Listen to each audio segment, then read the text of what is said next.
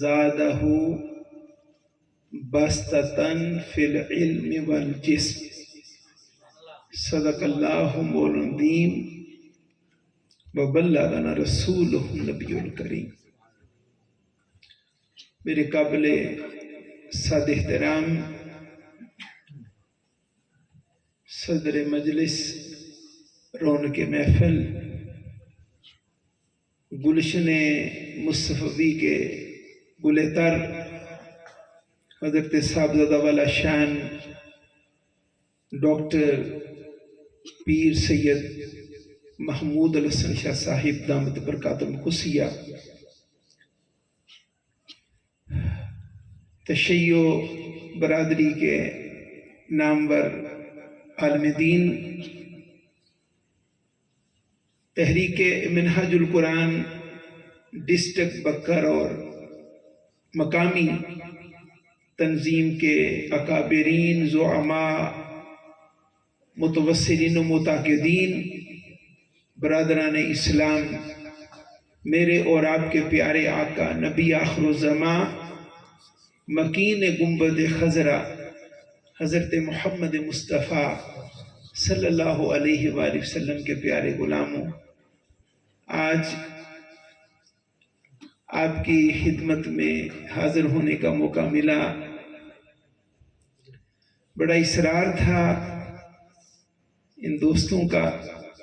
کافی عرصے سے، لیکن باوجود میں یہاں حاضر نہ ہو سکا۔ ابھی بھی بڑی کرٹیکل سچویشن تھی، اس میں ہم یہاں پہنچے ماشاءاللہ۔ تو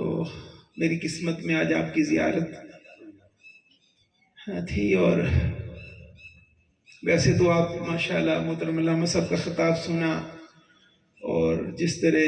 ہمارے انقلابین دوستوں نے آقا علیہ الصلوۃ والسلام کی محبت اور بلات بسعادت کی خوشی میں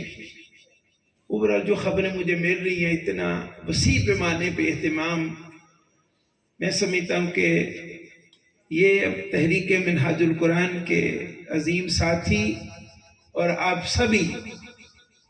مبارکباد کے لائق ہیں کہ اللہ رب العزت نے آپ کو اپنے پیارے حبیب حضرت محمد مصطفیٰ صلی اللہ علیہ وآلہ وسلم کے تصدق سے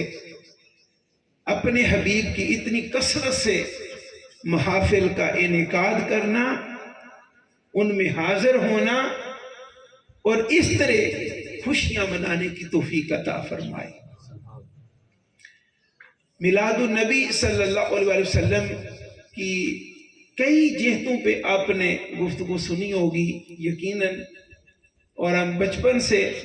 ہم اہل محبت ہیں، آقا علیہ السلام کی محبت کے تذکرے چھیڑتے ہیں، ہمارے ایمان کا حصہ، اور ہمارا ایمان بھی یہی ہے۔ تو میں ایک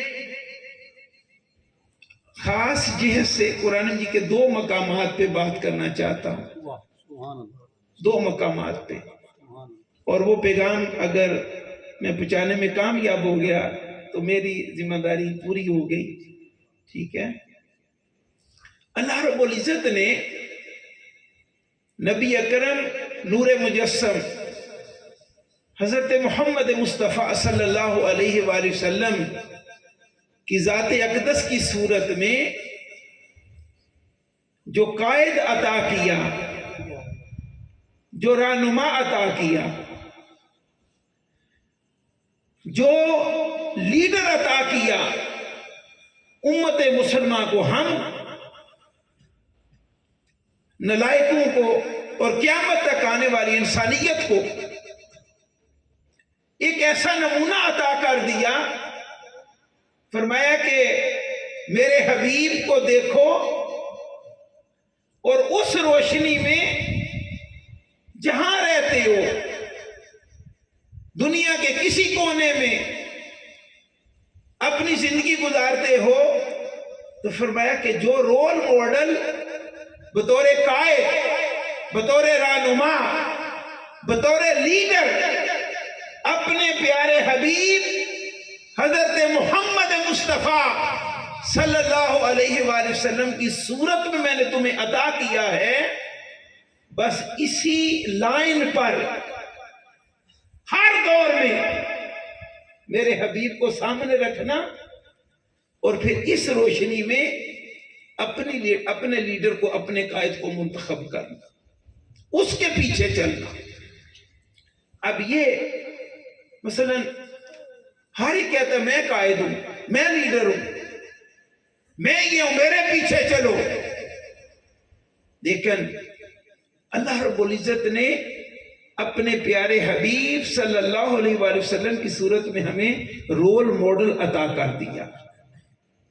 ان کی اتباع میں رہتے ہوئے زندگی میں اپنا قائد مقرر کریں، اس کے پیچھے چلیں۔ یہ مختصر سا اور ساری زندگی یہ ایک ایسا موضوع ہے قرآن مجید کا کہ جو بھی چاہتا اپنے گھر کے یونٹ سے لے کے اپنے گھر سے انٹرنیشنل لیول تک،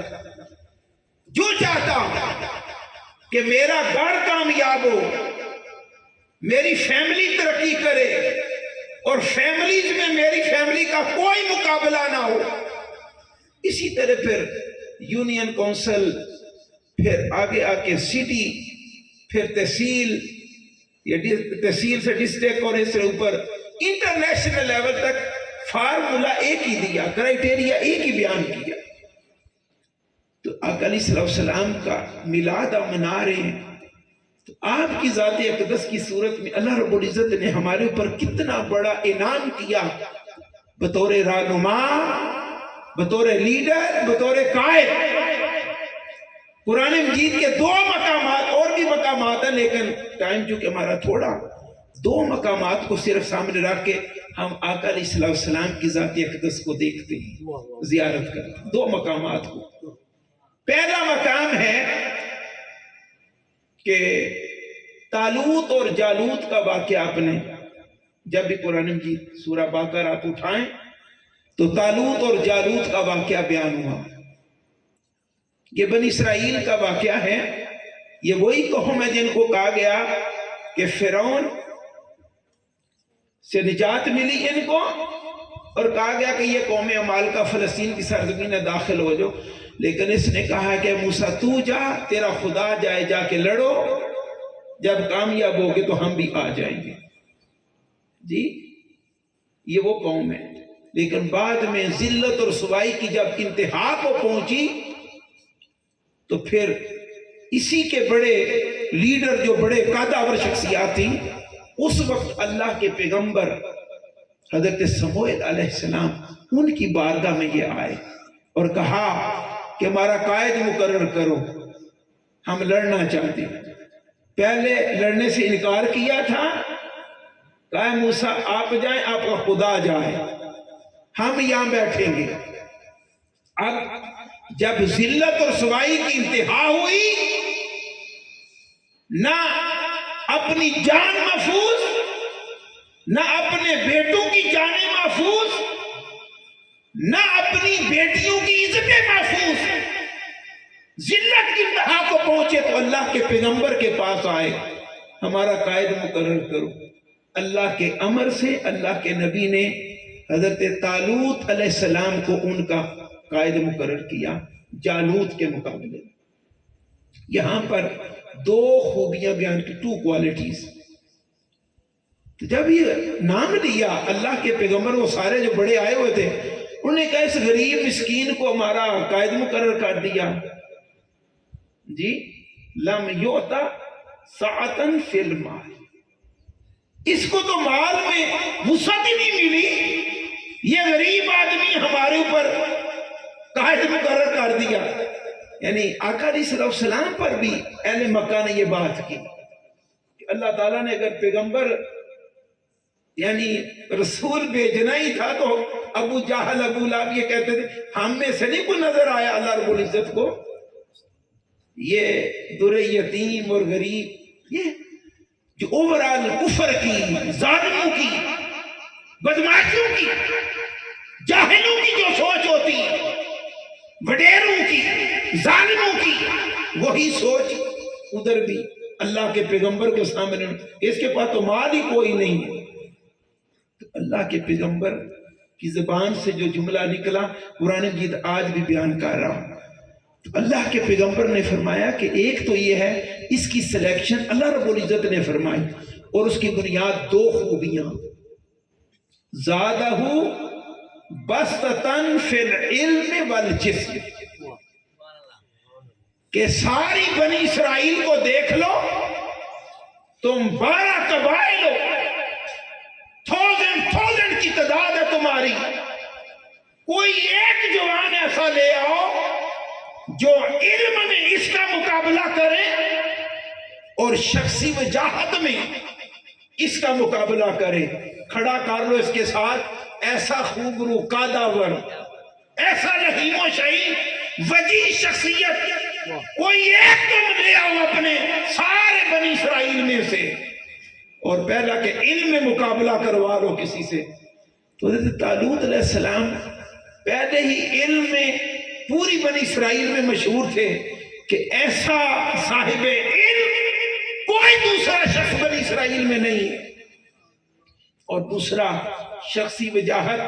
کہ کھڑا ہو تو پتا چلے کہ قائد یہی ہے اس قوم کا، اس کے لیے کہنے کی ضرورت نہیں پڑتی، 10-15 افراد اللہ تعالیٰ نے اندر خود یہ چیز فٹ کی ہوئی ہے۔ تو گویا یہ لمبا آگے واقعہ چلتا ہے، لیکن یہاں پر دو خوبیاں بیان ہوئی۔ اے اہل بکر، یہ قرآن مجید کا پیغام ہے، اس کو صحیح طریقے سے پلے باندھ کے جاؤ، اسی پر فیصلہ کرو پوری زندگی میں، جس جگہ ہو ان خوبیوں کو سامنے رکھ کے اللہ کے قرآن، اللہ کی ہدایت کو فالو کرتے ہوئے اس کے مطابق فیصلہ کریں۔ اگر توقعات سے بڑھ کر خیر کا نتیجہ نہ آئے تو مجھے پکڑ لینا، ٹھیک ہے؟ بہرحال اللہ تعالیٰ نے آگے مقابلہ بھی ہوا اور اللہ تعالیٰ نے کامیابی عطا فرمائی اس لشکر کو، لیکن یہ دو خوبیاں، اور دوسرے مقام پر حضرت موسیٰ علیہ السلام نے جب قبطی کو مکہ مارا، یہ بھی سورہ بقرہ کا واقعہ، تو مکہ ایسا لگا کہ وہ جان سے ہی چلا گیا، فرعون کے دربار میں آپ کے متعلق جو ہے وہ فیصلہ ہونے لگا، تو ادھر سے ایک آدمی بھاگا اور آ کے آپ کو بتایا کہ تمہارے بارے میں فرعون کے دربار میں کوئی خاص خیر کی بات نہیں، میں تمہیں خبر دے رہا ہوں، تو یہاں سے نکلو۔ حضرت موسیٰ علیہ السلام مدین جا پہنچے، حضرت شعیب علیہ السلام کی بستی علاقہ وہاں پر، تو جو قرآن مجید بیان کر رہا ہے کہ جب وہ بستی میں داخل ہوئے قریب ایریا میں، تو کیا دیکھتے ہیں کہ بھیڑ بکریاں، ریوڑ چڑھانے والے گڈریے ایک کنویں پر پانی پلا رہے ہیں، سارے جتنے مرد ہیں، اور 2 بیٹیاں، 2 لڑکیاں کھڑی ہیں، بڑی مشکل سے اپنے بھیڑ بکریوں کو پیچھے روک کر، ظاہر ہے کچھ جانور پانی پی رہے ہوں اور کچھ کو روکا جائے تو بڑا مشکل ہوتا، تو جو سارے مرد تھے وہ اپنے اپنے یعنی بھیڑ بکری کو پانی، ادھر کوئی توجہ نہیں کر رہا۔ حضرت موسیٰ علیہ السلام جب تشریف لائے پہنچے سفر کر کے، تو یہ سارا منظر دیکھا تو آپ کو بڑی تکلیف ہوئی کہ ان کو ذرا شرم اور حیا نہیں، قوم کی بیٹیاں اپنے جانور روک کے کھڑی ہیں اور یہ اپنے کام میں مگن ہے اپنے میں۔ بہرحال آپ نے ان سب کو بھگا دیا اور اشارہ کیا کہ اپنی بھیڑ بکریوں کو آگے آنے دو، تو آپ نے خود پانی نکالا اور سارے بکریوں کو پانی پلایا، جو پورے ریوڑ کو۔ تو حضرت شعیب علیہ السلام اللہ کے پیغمبر کی بیٹیاں تھیں، انہوں نے ساری یہ خدمت دیکھی، اور قرآن مجید میں ہے کہ اپنی یہ خدمت کی اور ہٹ کر ایک سایہ دار درخت کے نیچے حضرت موسیٰ علیہ السلام کھڑے ہو گئے۔ وہ جب گھر پہنچی دونوں بہنیں، تو اپنے ابا جان اللہ کے پیغمبر حضرت شعیب علیہ السلام کی خدمت میں عرض کرتی ہیں، ابا جان ہم نے آج ایک نوجوان دیکھا، تمہاری خواہش ہے کہ ہم ان کو ملازم رکھ لیں، کیونکہ آپ بزرگ ہو گئے تھے، کافی عمر رسیدہ، تو گھر کا جو معاشیات کا نظام تھا، اکانوں میں کچکانے چلانے کے لیے ایک ہی ذریعہ تھا بھیڑ بکریاں، تو وہ بیٹیوں کو یہ سارا کام کرنا پڑتا تھا۔ تو انہوں نے عرض کی، ابا جان ہم چاہتی ہیں کہ ایک نوجوان دیکھا ہے تو ہم ان کو ملازم رکھ لیں جو یہ کام کرے۔ اور اللہ کے پیغمبر کی بیٹیوں کی زبان سے جو جملہ نکلا، قرآن مجید آج بھی بیان کر رہا ہے۔ اس کی ابا جان ہم اس لیے ان کے لیے عرض کر رہے ہیں اس جوان کے کہ کچھ انٹریکشن ہوا ہے، معاملہ بنا ہمارے ساتھ، تو ہم نے دو بڑی خوبیاں ان میں دیکھی ہیں۔ یہ ہے ایک گھر کے مالی معاملات کو چلانے کے لیے سلیکشن ہو رہی، تو اللہ کے پیغمبر حضرت شعیب علیہ السلام کی بیٹیوں کی زبان سے جو جملہ نکلا، اللہ کے پیغمبر حضرت موسیٰ علیہ السلام کی سلیکشن ہو رہی ہے اس گھر میں، تو بیٹی نے کہا ابا جان ہم نے دو خوبیوں میں دیکھی ہیں، القوی الامین، وہ قوی بھی ہیں اور امین بھی ہیں۔ اب قوی تو ظاہر ہے سب کو بغدادی روایت میں آتا ہے، پتھر بھی کنویں کے اوپر تھا، کیلے نے ٹایا، سارے لیبر کو پانی پلایا، اور دوسرا امین کہ ساری خدمت کی ادھر بھی تو آنکھ اٹھا کے ادھر نہیں دیکھا، آنکھ اٹھا کے حضرت شعیب علیہ السلام کی بیٹیوں کی طرف نہیں دیکھا۔ ایون اس مقام میں تفسیر میں آتا ہے کہ امانت کا عالم یہ تھا کہ وہ بیٹیاں جب یہ بات کر کے آئیں اور حضرت شعیب علیہ السلام میں ٹھیک ہے ان کو بلا کے لاؤ، تو جب وہ بلانے آئی تو آگے ظاہر ہے جو گائیڈ کرتا آگے چلتا، تو جب آگے چلی حضرت شعیب علیہ السلام کی بیٹیاں گائیڈ کرنے کے لیے حضرت موسیٰ علیہ السلام کو، تو ہوا آئی تو حضرت شعیب علیہ السلام کی جو بیٹیاں ہیں ان کی قمیض کپڑا اس نے یعنی ہلایا اوپر کی طرف، ظاہر ہوا آتی ہے تو کپڑے اٹھتے ہیں، تو حضرت موسیٰ علیہ السلام نے پیچھے سے اشارہ کیا کہ آپ میرے پیچھے آ جاؤ اور پیچھے رہ کے مجھے گائیڈ کرو جدھر جدھر جانا، کس لیے کہ چلتے ہوئے بھی میری نظر حضرت شعیب علیہ السلام کی بیٹیوں پر نہ پڑے۔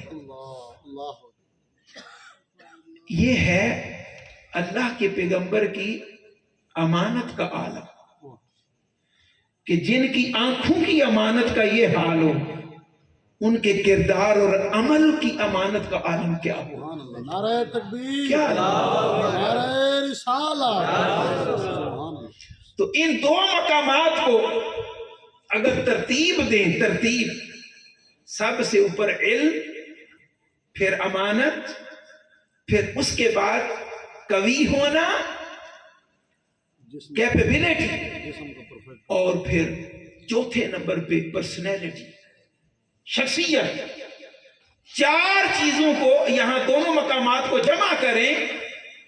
تو پھر لیڈر کی پورا ایک کانسیپٹ سامنے آتا کہ لیڈر کیسا ہونا چاہیے۔ یہ قرآن مجید کا فیض ہے۔ اللہ رب العزت نے نبی اکرم نور مجسم حضرت محمد مصطفیٰ صلی اللہ علیہ وآلہ وسلم کی صورت میں جو قائد ہمیں عطا کیا، ان چاروں خوبیوں پر دیکھیں، اور یہ بھی بات یاد رکھیں میرے دوستو برادران اسلام کہ یہ خوبیاں خود پیدا نہیں ہوتی۔ اگر کہا جائے کہ کوئی اپنے اندر کوشش ہوتی ہے ہر ایک کی پیدا کرنی چاہیے، لیکن یہ اللہ تعالیٰ کی طرف سے عطا ہے، وہ جس کو عطا کر دے عطا کر دے۔ اب اگر ہم اپنے آقا و مولا جن کا ہم میلاد منا رہے ہیں، اور میلاد کی شب جو قائد اللہ رب العزت نے ہمیں عطا فرمائے، ان چار خوبیوں پر آقا علیہ السلام کو دیکھا جائے تو سب سے پہلے دیکھیں علم۔ فرمایا قرآن مجید میں اپنے حبیب میرے اور آپ کے پیارے نبی حضرت محمد مصطفیٰ صلی اللہ علیہ وسلم کے علم کی بات کرتے ہوئے اللہ رب العزت نے فرمایا وَعَلَّمَكَ مَا لَمْ تَكُنْ تَعْلَمْ۔ فرمایا میرے حبیب صلی اللہ علیہ وآلہ وسلم، آپ کے رب نے آپ کو اتنا علم عطا فرما دیا کہ آپ کے علم میں سے نہیں کو نکال دیا ہے، لا کو نکال دیا ہے کہ کوئی کائنات کا سوال آئے میرے مصطفیٰ تیری بارگاہ اقدس میں تو تیری زبان اقدس سے یہ نہ نکلے کہ لا عالم، میں نہیں جانتا۔ یہی وجہ، یعنی کہ ترجمہ کیا اس آیت مبارکہ کا؟ فرمایا میرے حبیب آپ کے رب نے آپ کو علم عطا فرمایا، اتنا علم عطا فرمایا جس چیز کے بارے میں آپ نہیں جانتے تھے، اللہ رب العزت نے آپ کو ہر اس چیز کا علم عطا فرما دیا۔ ما لم تکن تعلم۔ تو اب اگر کوئی نادان آقا علیہ السلام کے علم پر بات کرتا کہ یہ جانتے تھے یہ نہیں جانتے تھے، دیوار کے سامنے یہ معاملہ تھا پیچھے پتا نہیں تھا، اس طرح کی کوئی بات بے ایمان کرتا ہے تو گویا وہ حضور علیہ السلام پر اعتراض نہیں کر رہا، وہ تو دعوی الہی کو چیلنج کر رہا کہ جس رب نے فرمایا کہ میں نے اپنے حبیب کو وہ علم عطا کر دیا کہ جس کے اندر نہیں ہے۔ اور یہی وجہ کہ آقا علیہ السلام کی بارگاہ اقدس میں ساری حیات طیبہ میں جو سوال بھی اٹھایا گیا، آپ کی زبان اقدس سے یہ نہیں نکلا کہ میں نہیں جانتا، اور آپ کے علم پر بات ہوئی۔ اور ایک وہ جو بڑی مشہور حدیث پاک ہے، اور صبح آقا علیہ السلام رات ساری تکلیف میں رہے، اور صبح نماز فجر کے بعد نماز فجر ادا فرمائی، اور پھر آپ نے فرمایا کہ جس کو جو پوچھنا مجھ سے پوچھو، جو پوچھنا بار بار۔ اور پھر آقا علیہ السلام نے خود بیان کرنا شروع فرما دیا، اور نماز ظہر تک بیان فرماتے رہے۔ نماز ظہر کے وقت آپ اپنے ممبر مبارک سے نیچے اترے، نماز ادا فرمائی، پھر ممبر مبارک پر تشریف فرما ہوئے، جلوہ افروز ہوئے اور بیان شروع کر دیا۔ عصر کی نماز ہو گئی، اپنے ممبر مبارک سے نیچے اترے، عصر کی نماز ادا فرمائی، پھر ممبر مبارک پر جلوہ افروز ہوئے، پھر بیان شروع کر دیا، یہاں تک کہ صحابہ کرام اور ان میں سیدنا عمر فاروق رضی اللہ تعالیٰ عنہ حضور علیہ السلام کے قدم مبارک پکڑ لیے اور عرض کی یا رسول اللہ صلی اللہ علیہ وسلم بس کیجئے، آپ نے تو کچھ پیچھے چھوڑا ہی نہیں، کچھ چھوڑا ہی نہیں، اور جو ہو چکا، جو قیامت تک اور بعد از قیامت ہونا تھا، جنت کے جنتیوں کے جنت میں جانے اور دوزخیوں کے دوزخ میں جانے، سب کچھ بیان فرما دیا۔ اور سیدنا عمر فاروق رضی اللہ عنہ فرماتے ہیں کہ اس دن جتنے اہل مجلس سے جس نے جتنا علم اپنے کشکول میں اپنے برتن میں لے لیا، اس ایک دن کی آقا علیہ السلام کی نشست سے وہ ہم میں سے اتنا ہی بڑا عالم تھا، اتنا ہی بڑا علم رکھنے والا تھا۔ اور صحابہ کرام فرماتے ہیں کہ اس دن آقا علیہ السلام کا خطاب سنا، آپ نے کل علم بیان کیا، اور ہماری حالت یہ ہو گئی کہ بعد میں کسی مجلس میں بیٹھے ہوتے اور اگر کوئی پرندہ آ کے مجلس پر پر بھی مارتا تو اس دن کو دیکھتے کہ آقا علیہ السلام نے اس پرندے کا ذکر فرمایا تھا، تو بالکل وہ منظر سامنے آ جاتا کہ ہاں آقا علیہ السلام نے فرمایا اس لمحے اس گھڑی فلاں جگہ پہ فلاں پرندہ اپنا پر مارے گا۔ یہ آقا علیہ السلام کے علم کا معاملہ۔ پھر امانت اور دیانت میں یعنی اپنے تو کیا کافر بھی امین کے لقب سے یاد کرتے، اور یہ امانت اس وقت کمال کو پہنچی کہ آپ خود اپنی زندگیوں میں دیکھیں کہ کوئی آپ کے جان کا دشمن ہو، جان تلف کرنا چاہتا ہو، اور اس نے گھیرا ڈالا ہوا ہو آپ کو کہ میں یعنی وہ مارنا چاہتے ہوں، آپ کو شہید کرنا چاہتے ہوں، ایسی کریٹیکل سچویشن کسی کی بھی بنے آپ دیکھ لیں، اور جو آپ کے دشمن ہیں ان کا مال آپ کے پاس پڑا ہوا ہو، اور وہ آپ کے مال کو تو آپ سے یعنی آپ کو محروم کرنا ہی چاہ رہے ہیں، لیکن آپ کی جان کو بھی تلف کرنا چاہتی، مال تو مال ہے، جان سے مارنا چاہتی، تو اس حال میں اپنے پر غور کریں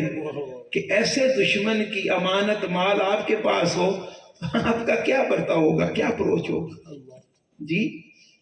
شب ہجرت آقا علیہ السلام کو خبر ہے کہ کفار مکہ نے میرے گھر کو گھیرا ہوا، اور مجھے شہید کرنا چاہتے، ہم سبھی جانتے، لیکن اس اللہ کے امین نبی پیغمبر کا حال کیا ہے؟ کیا حال ہے؟ حضرت علی المرتضیٰ شیر خدا رضی اللہ تعالیٰ کو بلایا، فرمایا کہ علی آج کی شب تو میرے بستر پہ سو جاؤ، اور یہ امانتیں ہیں انہی کفار کی، انہی لوگوں کی امانتیں ہیں، تو میں تو مجھے تو ہجرت کا حکم آ گیا، ہجرت کر رہا ہوں، لیکن یہ امانتیں جن جن کی ہیں ان کے سپرد کر کے تم بھی مدینہ پاک آ جاؤ۔ اور حضرت علی رضی اللہ تعالیٰ اس حوالے سے محبت کی بات ہے، فرماتے ہیں اس شب جتنے آرام، سکون اور مزے والی نیند سویا، زندگی میں ایسی نیند نہیں ملی، ایسی نیند نہیں ملی، کیونکہ آقا علیہ السلام نے فرما دیا تھا علی میرے بستر پر سو جاؤ، یہ مانتے سپرد کر کے صبح مدینہ پاک آ جائے۔ اس کا مطلب تھا کہ آقا علیہ السلام نے گارنٹی دے دی کہ تمہارے اوپر کوئی آنچ نہیں آئے گی، اتنی ٹھنڈی میٹھی نیند سویا میں اس شب۔ لیکن امت کو قیامت تک کے لیے درس دیا، فرمایا کہ میری امت ذرا شب ہجرت کو دیکھنا کہ جو دشمن میری جان کے در پہ ہے، لیکن میری امانت کا عالم یہ ہے کہ مجھے ان کی امانتوں کی فکر پڑی ہوئی ہے، نعرہ تکبیر، امانتوں کی فکر پڑی ہوئی ہے۔ نعرہ رسالت،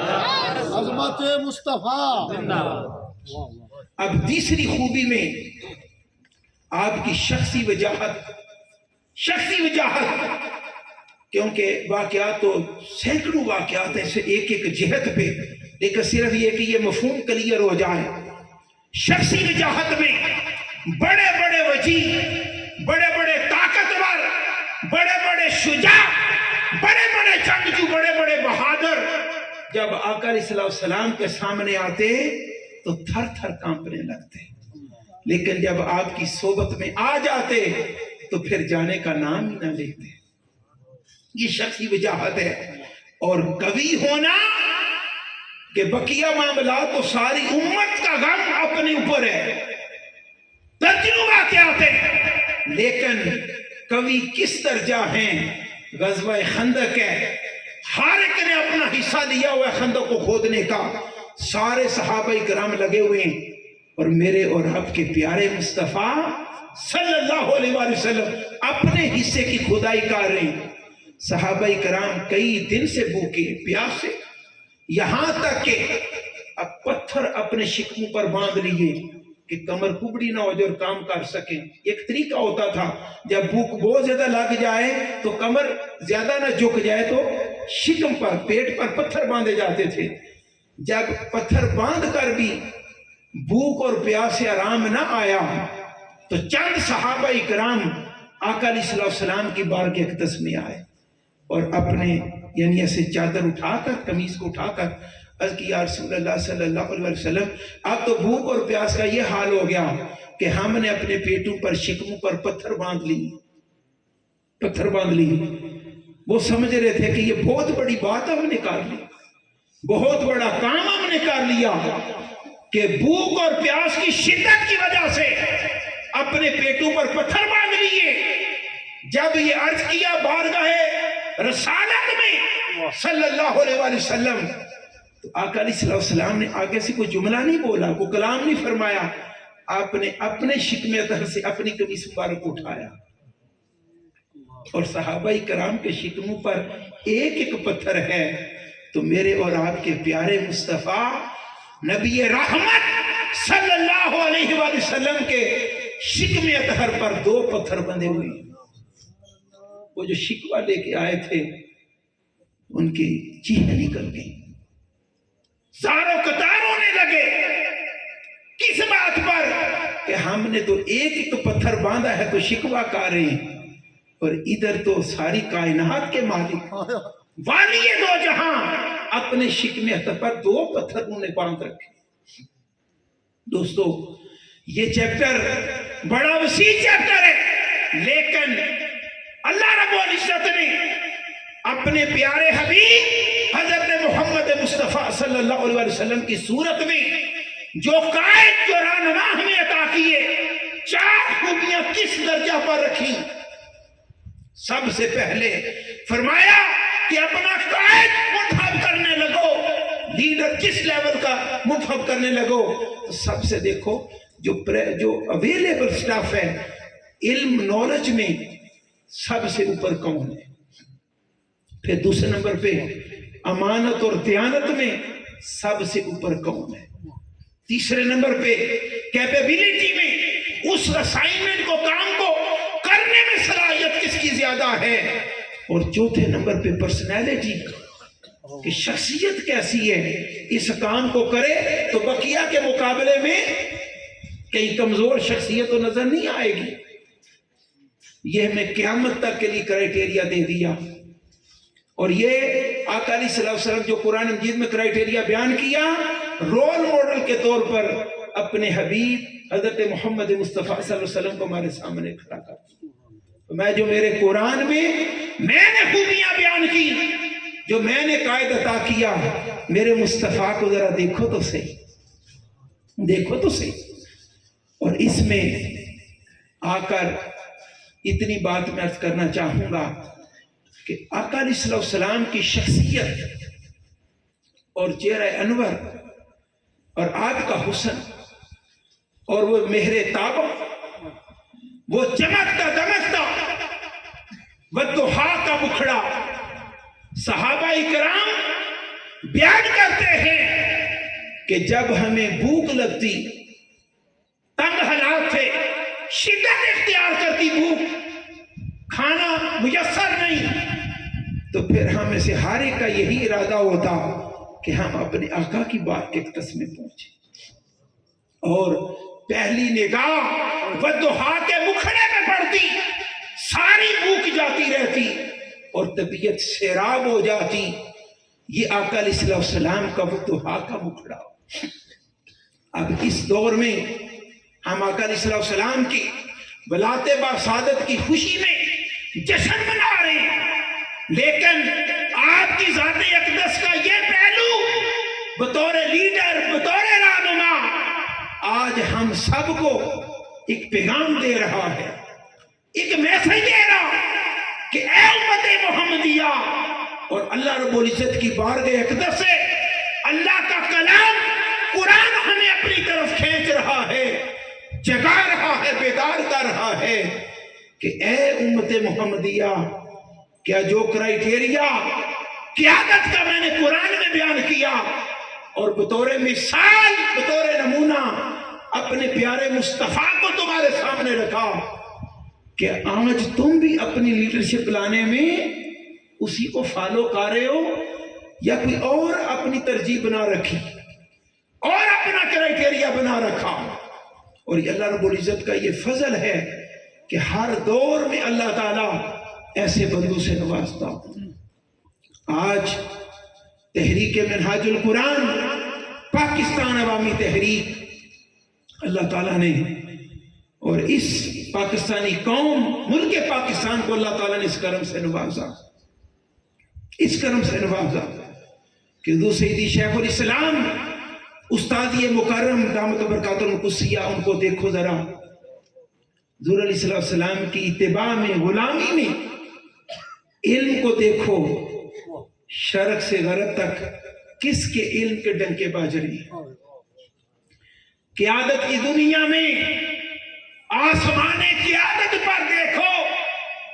تو اللہ تعالیٰ نے آپ کو یہ اس پاکستان کا فرزند، نبی اکرم نور مجسم حضرت محمد مصطفیٰ صلی اللہ علیہ وسلم کا عاشق غلام ایسی صورت میں عطا کیا کہ علم کا وہ شعرا، علم کی وہ طاقت، علم کے اندر وہ مقام عطا کیا کہ اپنے تو کیا، غیر بھی جس کے علم کے معترف ہیں۔ اور دنیا کو جب کوئی شب بنتا ہے تو ایک ہی ہستی سامنے ہوتی ہے جس کا نام پروفیسر ڈاکٹر محمد طاہر القادری دامت برکاتہ القدسیہ۔ ابھی اس علم کی چیپٹر میں دیکھ لیں کہ پاکستان کے جتنے مسائل ہیں، لیڈرشپ کے، سیاست کے، ترقی کے، معاشیات کے، as a nation, as a country, جو بیداری عقائد کی دنیا، علم کی دنیا، تعلیم کی دنیا، وہ تو سینکڑوں جہتی اس قائد کی جو علم کی روشنی میں آپ نے رہنمائی فرمائی، لیکن صرف ملکی اپنے پاکستان کے حوالے سے کتنے دہائیوں سے اس قوم کو جگا رہی ہیں۔ ایک ایک بات اس قوم کو بتائی، 62 اور 63 سے پوری قوم کو، بچے بچے کو آگاہ کیا، لیکن یہ شعور، یہ بیداری، اور پھر راستہ بھی بتایا کہ اس ظلم سے نکلنے اور نجات کا ذریعہ کیا ہے، کہ قوم اٹھے، قوم اٹھے، لا یغیر ما بقوم حتی یغیروا ما بانفسہم، کہ وہ لا یغیر ما بقوم حتی یغیروا ما بانفسہم، کہ وہ قوم اس وقت تک جب تک وہ اپنی حالت کو بدلنے کے در پہ نہیں ہوتی، اس وقت تک اس کے حالات نہیں بدلتے۔ نعرہ تکبیر، اللہ تعالیٰ بھی اس کے حالات نہیں بدلتے۔ نعرہ رسالت، نعرہ خلافت، جشن عید میلاد النبی۔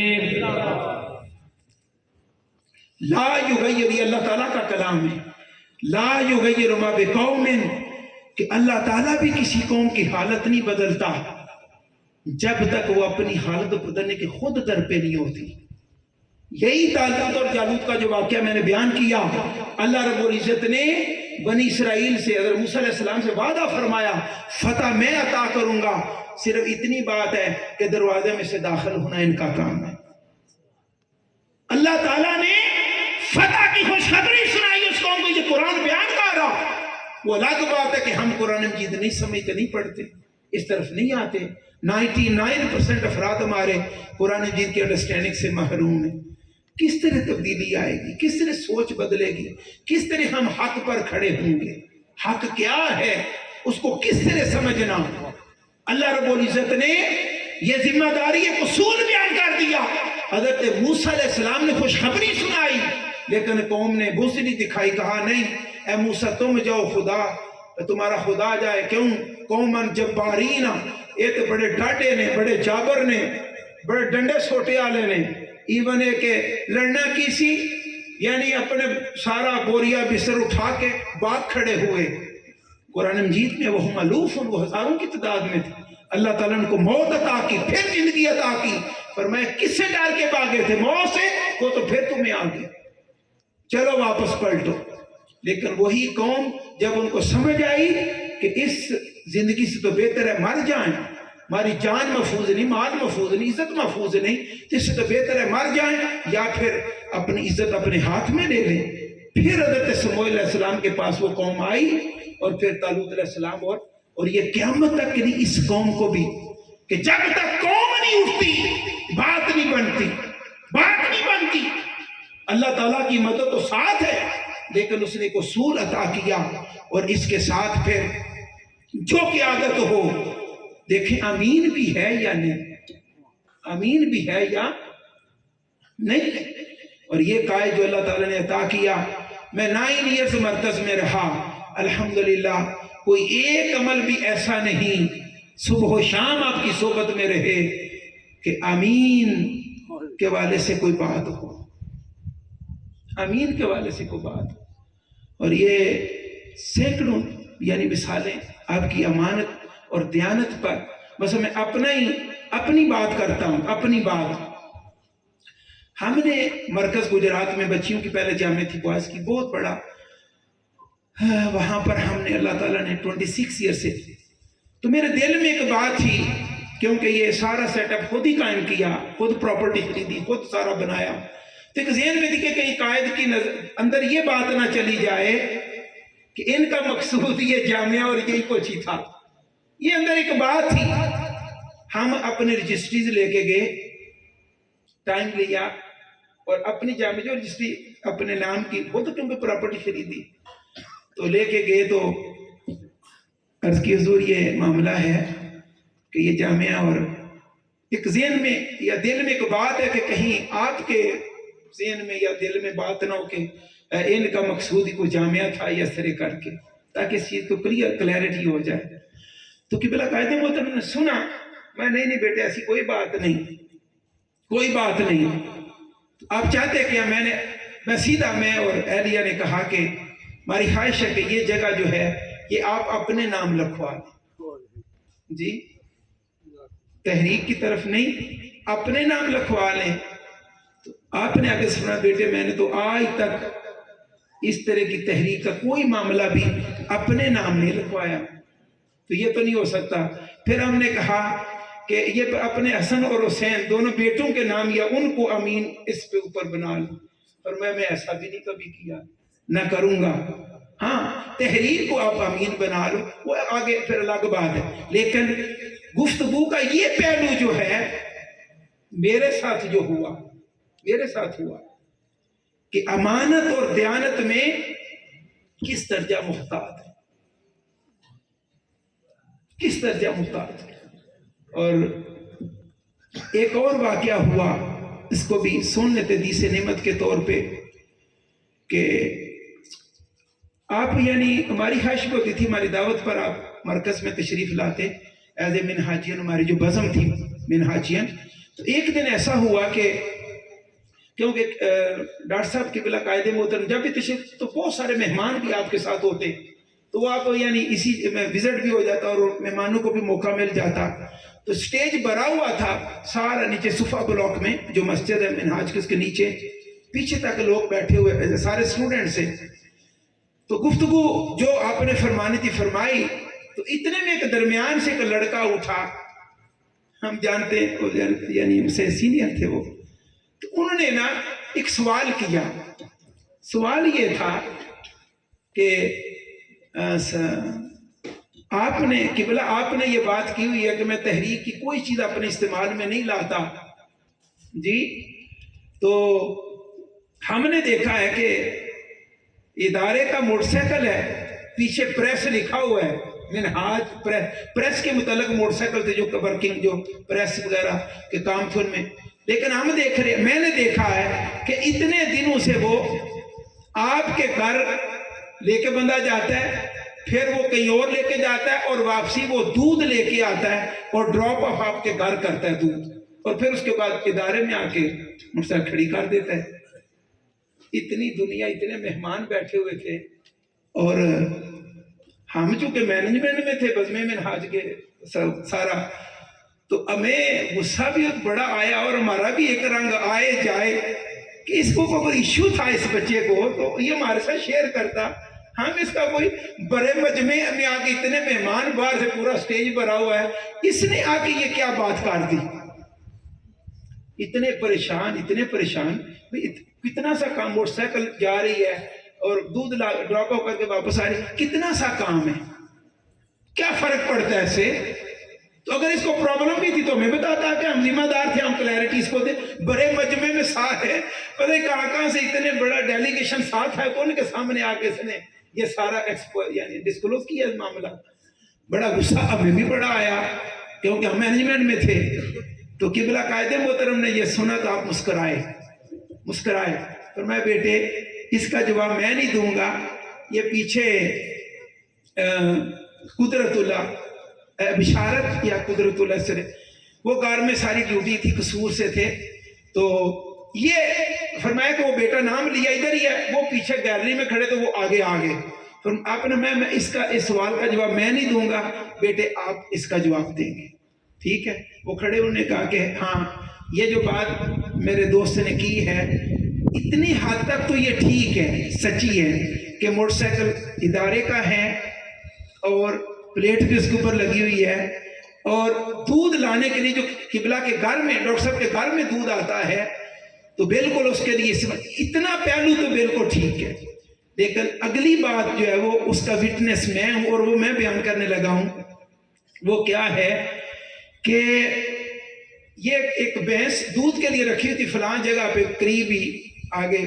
دوسری کالونی ہے. تو وہ جو لک آفٹر کرتا تھا بھینس کی اور دودھ لے کے آتا تھا وہ بیمار پڑ گیا،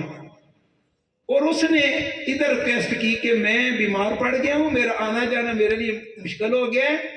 لہذا کوئی مہربانی کر کے مینج کریں، جب تک میں ٹھیک نہیں ہو جاتا تو یہ دودھ میں 2 دیا کروں گا، ٹھیک ہے، لیکن کوئی لے جائے کرے. اب گھر میں قبلہ کے گھر میں تو کوئی موٹر سائیکل تھی نہیں اپنی. پھر سوچو بچار کے بعد یہی وے آؤٹ نکلا کہ ادارے کی موٹر سائیکل لی جائے اور اس سے یہ سارا کام کیا جائے. ٹھیک ہے جی, یہ وہ بشارت صاحب کھڑے ہو کے سارا واقعہ بیان کر رہے ہیں. اب انہوں نے کہا اتنے دن یہ موٹر سائیکل چلی, اتنے دن, اس کے بعد پھر وہ کام مکمل ہو گیا اور موٹر سائیکل ادارے میں ہو گئی. لیکن دو کام اس میں ڈاکٹر صاحب نے مجھے حکم دیا. ایک کہ اتنا اس موٹر سائیکل نے ٹریول کیا, ادارے سے چل کے وہاں اور وہاں سے دور ڈراپ کر کے پھر واپس ادارے میں. کسی مکینک کے پاس جاؤ جو اس طرح کی اس ماڈل کی موٹر سائیکل جانتا ہو اور اس سے پوچھو کہ اس ماڈل کی موٹر سائیکل اتنا ٹریول کرے تو کتنا پیٹرول کنزیوم ہوتا. تو وہ میں نے ویلیویشن لی اور وہ اس کے پیسے قبلہ نے خود ڈاکٹر صاحب نے پے کیے اور ادارے کے اکاؤنٹ میں وہ میں نے خود جمع کروائے اور رسید میرے پاس ہے. دوسرا مجھے حکم یہ تھا کہ اس ماڈل کی موٹر سائیکل اس ماڈل کی اتنا ٹریول کرے کہ اس کی مشینری کتنی ڈی ویلیو ہوتی ہے, کتنی کنزیوم ہوتی ہے. تو وہ میں نے دوسری ڈیوٹی مکینک کی لگائی ہوئی ہے. ابھی اس نے مجھے ویلیویشن بتائی نہیں تو میں ان کانٹیکٹ ہوں. جو ہی وہ مجھے بتائیں گے میں اسی وقت, مجھے حکم ہے کہ اتنے پیسے اتنی پیمنٹ میں ادارے کے اکاؤنٹ میں جا کے جمع کروں.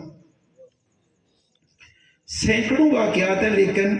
میں نے دو واقعات کہ اللہ تعالیٰ نے اتنی سچی اور سچی قیادت اس دور میں ہمیں عطا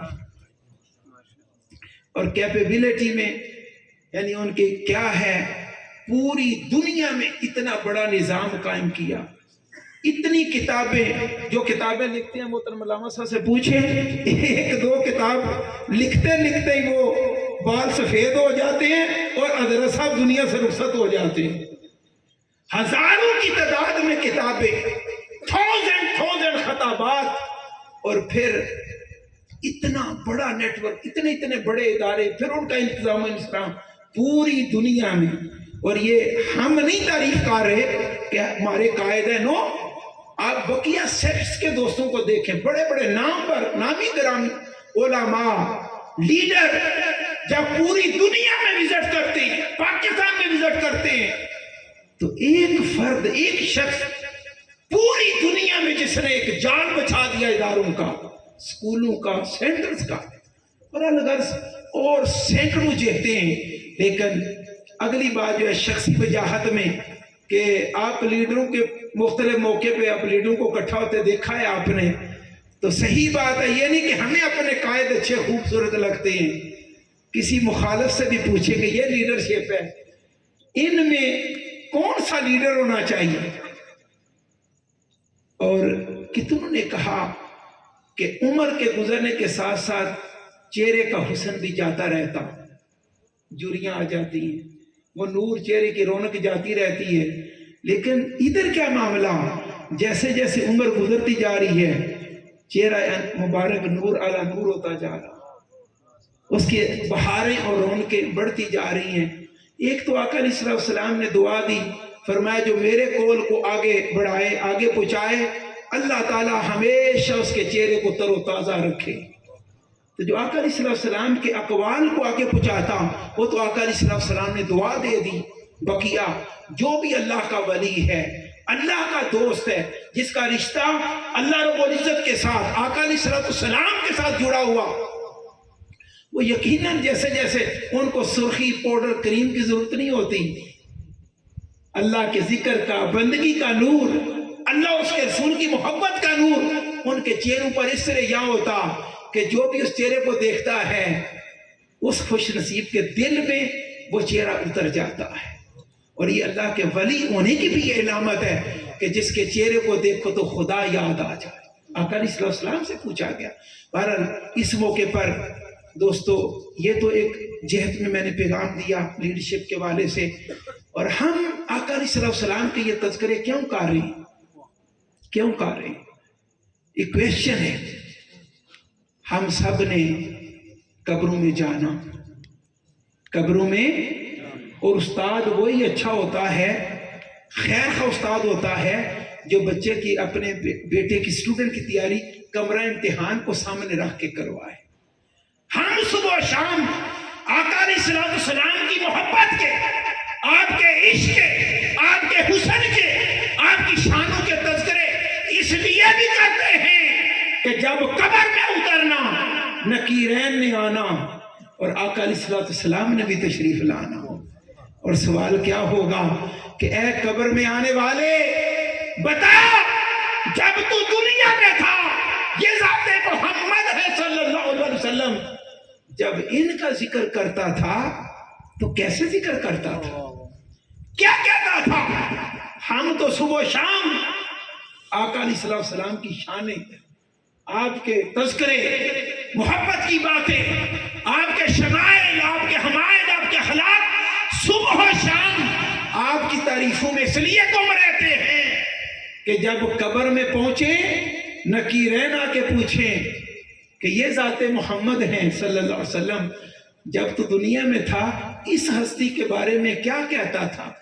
ما کنت تقول فی حق ھذا الرجل محمد صلی اللہ علیہ وسلم۔ یہ بھی ایک بڑا وسیع چیپٹر، خطابات سنتے رہتے ہیں کہ یہ نہیں کہ یہ ذات محمد، یعنی ان یہ ہستیاں یا شخص کیا تو کہتے ہیں ان کے بارے میں، یہ کون ہے؟ نو، کون کا سوال نہیں ہے، نام بتا دیا جائے گا، پوچھا جائے گا۔ جو سوال ہے جب اے قبر میں آنے والے، جب تو دنیا میں تھا اس ہستی کے بارے میں کیا کہتا تھا؟ ہم صبح و شام آقا کی شان اس لیے بیان کرتے ہیں کہ نکیرین آئیں پوچھیں تو غلام پکار کے کہے اسی آقا کی تو نعتیں پڑھتے پڑھتے یہاں پہنچا، اسی آقا کی تو شانیں بیان کرتے کرتے یہاں پہنچا۔ اب بھی پوچھتے ہو کہ جب دنیا میں تم تھے تو کیا کہتے تھے ہستی کے بارے میں؟ اور حضور سید شیخ علیہ السلام دامت برکات القدسیہ نے بڑی محبت کی بات کی کہ وہاں تقسیم ہوگی جواب دینے والوں میں، جو نہیں جواب دینے والے وہ تو ویسے ہی علیحدہ ہو جائیں گے، جواب دینے والوں میں ایک تو وہ ہیں جو جواب دیں گے کہ یہ میرے آقا ہیں، میرے مصطفیٰ ہیں، میرے حبیب ہیں، اللہ کے نبی اور رسول ہیں، اور دوسرے کچھ وہ بھی ہوں گے جن سے نکیرین پوچھنے لگیں گے کہ اس ہستی کے بارے میں دنیا میں کیا کہتا تھا بتا۔ جب یہ سوال کرنے لگیں گے تو آقا علیہ السلام اتنے کریم، اتنے مہربان ہیں کہ آگے بڑھ کے فرمائیں گے کہ اے نکیرین، یہ جو قبر میں اس سے کیوں پوچھتے ہو میرے بارے میں، مجھ سے پوچھو کہ یہ قبر میں آنے والا کون ہے۔ آقا علیہ السلام ہمارا مشاہدہ فرما رہے اور جو کچھ ہم درود و سلام اور جو اعمال ہم کر رہے ہیں صبح و شام آقا علیہ السلام مشاہدہ بھی فرما رہے ہیں اور آپ کی بارگاہ اقدس میں پیش بھی ہو رہی ہے۔ لہٰذا آج کی اس مجلس میں دو پیغام ہیں کہ گھر سے لے کے انٹرنیشنل لیول تک مت سوچو کہ یہ کس ذات سے، کس برادری سے، کیا معاملہ۔ ان چار خوبیوں کی بنیاد پر گھر کو کامیاب کرنا چاہتے ہو، اپنے گھر میں سے ان چار خوبیوں کی بنیاد پر قیادت دو، آپ کے گھر میں کبھی کمی نہیں آئے، آپ آگے نکل جائیں گے اور پھر اسے آگے نکل کے انٹرنیشنل لیول تک۔ اور دوسرا آقا علیہ السلام کی محبت اور آپ کے عشق و مستی کے تذکرے اور ترانے صبح و شام الاپیں اور تحریک منہاج القرآن اور حضور سیدی شیخ الاسلام پروفیسر ڈاکٹر محمد طاہر القادری، پوری دنیا میں شرق سے غرب تک ایک ہی گلگلہ ہے، ایک ہی شور ہے، ایک ہی محبت کا ایک دیوانہ وار پیغام ہے پوری دنیا میں۔ جو علامہ اقبال نے بات کی کہ اللہ رب العزت نے کل دین اس میں بند کر دیا کہ اے مومن اے مسلمان کی محمد سے وفا تو نے تو ہم تیرے ہیں، یہ جہاں چیز ہے کیا لوح و قلم تیرے ہیں۔ اور ایک اور عاشق نے کہا کہ عشق سرکار کی ایک شمع جلا لو دل میں، بعد مرنے کے لحد میں بھی اجالا ہوگا۔ اللہ رب العزت میں حق بات سمجھنے، اس پر عمل کرنے کی توفیق عطا فرمائے۔